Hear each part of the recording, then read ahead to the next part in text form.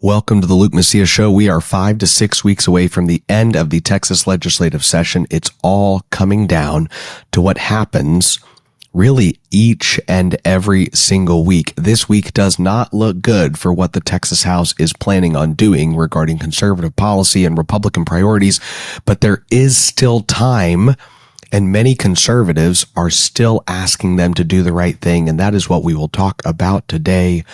Let's get to the show.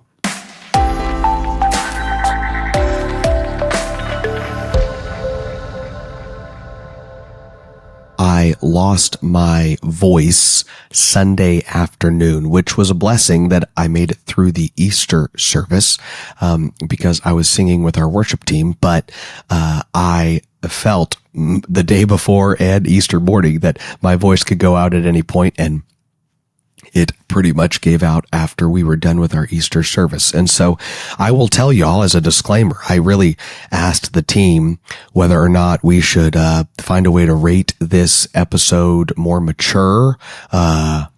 I feel like my voice is a little more sensual, and it's going to be rather soothing, maybe the way some people would think about it. And so I just want to at least give you the freedom, if you're halfway through this podcast and you're feeling feelings that you didn't think you'd feel during listening to the Luke Macias Show, feel free to just leave, exit, get out. I'm not here to try to cause anybody to stumble. And so I told my wife that. I told her I felt like it was going to be a struggle of mine today. She did not think that I had a lot to worry about, but she's not always the most encouraging person. She is encouraging in many aspects of my life, but this morning she did not back me up with this concern. So anyways, we're going to go through, even though I have lost my voice, where we're at. And the question really is whether the Texas House is losing steam at a time when they really should be kicking into high gear. And a perfect example of the current attitude of the decision makers in the Texas House can be seen in an exchange, in a 1-minute exchange between Representative Steve Toth and Representative Lacey yesterday in the Human Services Committee. Let's go to this clip. Hey, how's it going? And all I heard was sobbing. As they recounted that their child had been abused by someone. And over the next 6 months, as I walked with them, only to endure the frustration that they had as school district after school district after school district had shuffled this person through to other additional school districts, and no one was willing to come forward. And that's why this kid was violated, and multiple other kids, I'm sure, were along the way. But we've done nothing to protect these kids. This is a really important bill. And sadly, we're down to about 6 weeks in this session. It has little to no chance of making it over to the Senate because this committee took so long to hear it. And with that, I close. That is unacceptable. Yeah, it sure is. There are dozens and dozens and dozens of Republican lawmakers that I've talked to in the last week who've all said almost identical things to Representative Steve Toth, who've all said, they're telling me I'm going to get a hearing, but guys, there are bills that were voted out of committee 2 or 3 weeks ago that still haven't even gotten to the calendars committee. It's taking weeks after you vote a bill out to even get it to the calendars committee, and that should be a day or two process. And the calendars committee can't even put it on a calendar until you get it there. And so this process is being intentionally delayed. There was an effort over the last week or two for leadership to give a bunch of conservative freshmen a bunch of hearings. But the question is whether those hearings turn into bills getting voted out or whether they just felt like keeping them busy in preparation for hearings. Chairman Hull's response is also emblematic of the problematic attitude that House leadership could have in the next 5 weeks that would lead to a continued fracture in the Republican Party. The Texas House has not delivered for Republicans yet. They haven't. They've passed a school choice bill that they had the votes to pass on day one, and they had the governor identify as an emergency item, and they could have passed it in February, and they didn't. They waited as long as humanly possible to pass it, and then kept telling everybody once the budget and once school choice is done, we'll get started on conservative Republican policy. And I'm going to tell you, we have the calendars for this week, and there's not a lot of conservative Republican policy. The only conservative Republican policy often passing is just amendments being added by conservatives on the floor because they have to actually advance as much conservative policy as possible because the Texas House is holding so much back. There are bills that are conservative and Republican bills that have had hearings 2 and 3 and 4 weeks ago. Election integrity legislation, the China land ban, all these bills that should already be done are still sitting in committee, either waiting to get strengthened, waiting to get voted out. So what is going to happen? The clock is ticking. And I'm reminded about a Tony Tinderholt op-ed that he wrote at Texas Scorecard. And before I get there, I want to just say, the Texas Senate yesterday had a hearing on E-Verify and a hearing on in-state tuition. And I will give so many of y'all credit. I know a ton of grassroots people across the state that last week, one of the things I talked about was whether or not the Texas legislature was killing E-Verify, right? It was one of the things I said I was concerned about. And that was actually 2 weeks ago. So 2 weeks ago, I said, is the Texas legislature killing E-Verify? That was the title of the show. And I got feedback from Republican leaders and all these things. And they reached out to House members and Senate members and all these things. And you know what? Yesterday, the Texas Senate had a hearing on E-Verify. Had a productive hearing and hopefully will advance that bill soon. And so you see that even though the Texas Senate has delivered 70 bills that are all conservative Republican bills, they're still trying to deliver even more Senate bills with the time they have left. And both chambers have another week and a half to still pass Senate bills and House bills. And so the Senate is still producing work that the House can pass. In a week or two, the Senate could literally just go home and be like, we've done it all. Will the House actually pass this legislation and send it to the governor?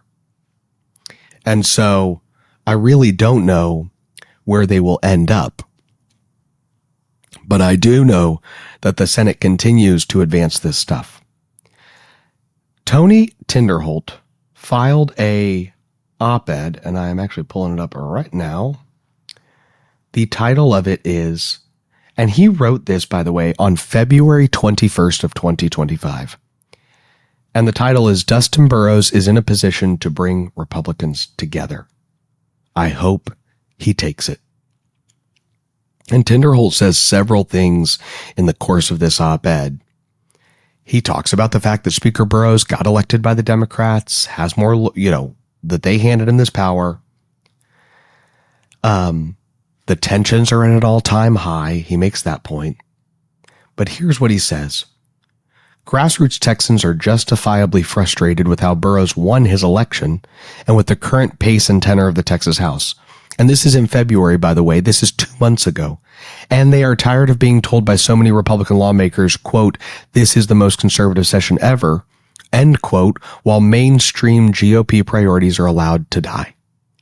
But Burrows is in a position where he has an opportunity to deliver and silence his critics. President Donald Trump became the Republican nominee in 2016, and a lot of Republicans had doubts about his ability to win and govern, and he proved them all wrong by winning and compiling a more conservative record than any Republican president in over 100 years.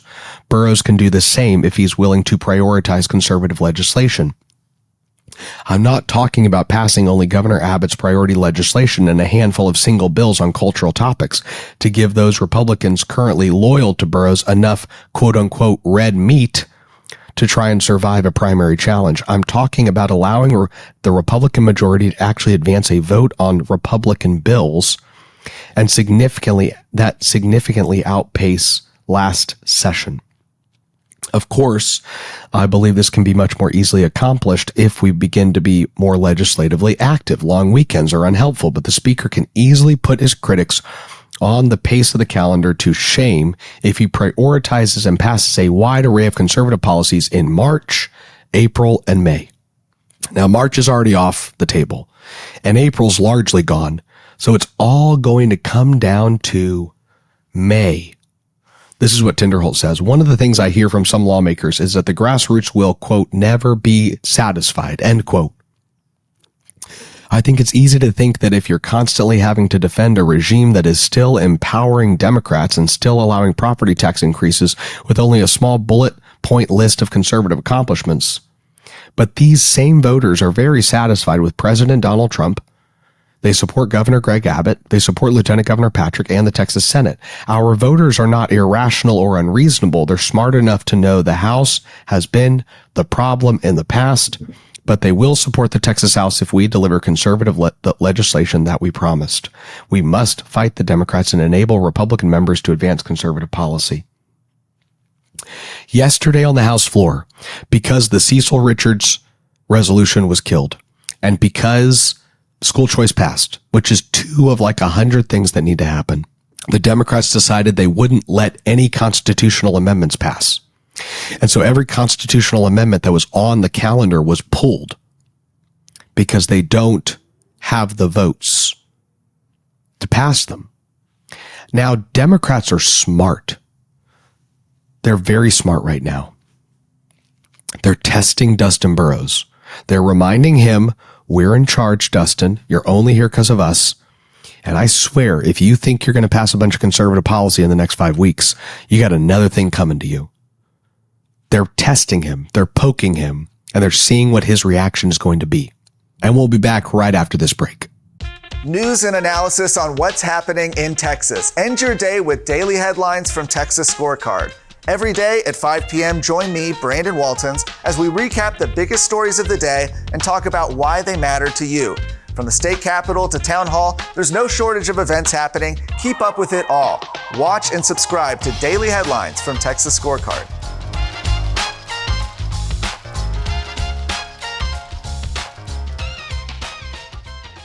Dustin Burrows is either going to say, screw it, we're passing a bunch of Republican bills, or he's going to say, we're going to keep acquiescing to Democrats, and we're going to keep having these calendars that are just nothing burgers.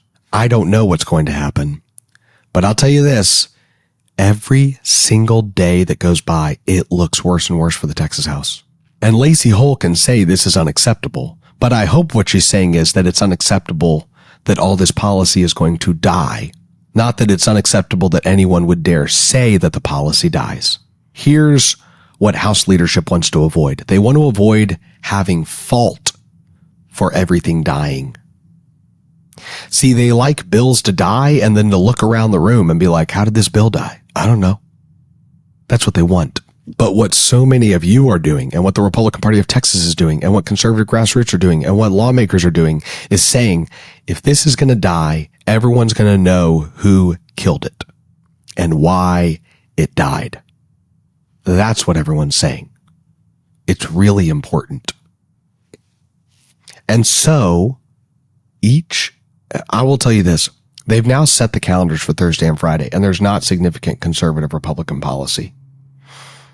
Angie Chen Button is killing a bill that just says you can't sell sex toys next to children's products. Okay. That's all. It's just saying, like, get the adult stuff in an adult aisle, not with a bunch of kids products. And Angie Chen Button won't even hear the bill. Now we found out that her chief of staff is a Black Lives Matter activist who's got a rainbow flag in her profile picture on Facebook. No wonder she's not hearing the bill, even though she's a quote-unquote Republican, right? Election integrity legislation, dying in Matt Shaheen's committee, a mountain of conservative policy, dying in Ken King's committee, in State Affairs, which is probably the most liberal State Affairs committee I think we've seen in modern history. I'm going to give you one other example of something I'm very concerned about. Senate Bill 12 is a Texas Senate priority. They passed it last session. It should be one of those bills that it died last session, but it passed this session. The Texas Senate passed this piece of legislation on March 19th, a month ago. It was received from the Senate on March 20th. It should have been referred to the Public Education Committee soon thereafter. It's SB 12. Okay? It was referred to the Public Education Committee yesterday. Dustin Burrows sat on SB 12 for over 30 days. All he had to do was send it to the Public Education Committee, and there cannot be a hearing on the bill until you send it. So the fact that he sent it to the committee, he killed half the runway given for this bill to pass. It showed up, and there were still a little over 2 months left in the session, and he waited a month to just refer it. And by the way, that bill hasn't gotten a hearing. It was just referred yesterday. The question is, how quickly is it going to move? One of the things this bill does is it says you are not going to have sex and gender identity in the classroom. Teachers are not allowed to teach radical gender theories to kids.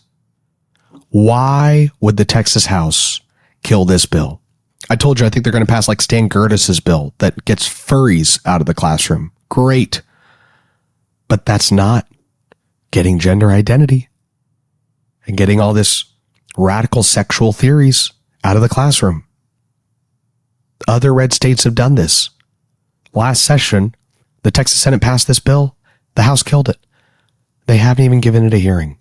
It's April 23rd. This is one of many examples that need to be addressed. So just be aware that this is still going on, and everyone is rightfully concerned because they're looking at bill after bill after bill and saying, what is the plan? Understand that the Democrats, this is a quote that Scott Braddock posted, which I thought was good. It was from the House Democrat Caucus. They kill all these constitutional amendments, right? And here's what the House Democrat Caucus said. Democratic members of the Texas House may be in the minority, but we will use the tools we have to protect the independence of the House. That means they want the House to be the bottleneck of conservative policy. Their definition of the independence of the House is that the House kills all the conservative policy that Governor Abbott, the Republican Party of Texas, Dan Patrick, Ted Cruz, Ken Paxton, and others support. Okay? Says we are going to protect the independence of the House and ensure the voices of the millions of Texans we represent are heard and respected in this chamber. Now, what is their definition of respected? I'll tell you. It means all these bills dying. And the ultimate question for Dustin Burrows is, are you going to let these bills die? The Democrats can kill constitutional amendments. They can't kill bills. So why don't we pass 30 or 40 Republican bills in the next 2 weeks? Why don't we pass 80 Republican bills in the next 2 weeks and look at them and say, these are great conservative policies and they're passing because we don't have time to debate the constitutional amendments because y'all keep killing the constitutional amendments. So you can either hear the constitutional amendments and eat up some of the clock with that, and we can pass them, or we're going to pass even more conservative policy. We'll have the most conservative session in the history of the world. He could do it. He's not doing it. But there's still time. And I'm not saying there's still time because I have faith in Dustin Burrows, but I think it's important for us to acknowledge that there's absolutely still time for him and his chairman to do the right thing. Will they? Not up to me, not up to you. But what you and I can do is engage in this process as much as possible and share all this information and tell our friends to get more engaged in the next 5 weeks. Pressure works right now. The more sunlight is shown on the process, the more quickly conservative policy will advance. So please don't stop. Don't stop talking about this. It's incredibly important. I hope most of you have been able to make it through with this new voice and tone of mine. I hope you are blessed this week. And I do hope that many Republicans in the Texas House wake up and start delivering the very necessary policy wins we need for the people of Texas. May God bless you, and may God bless Texas.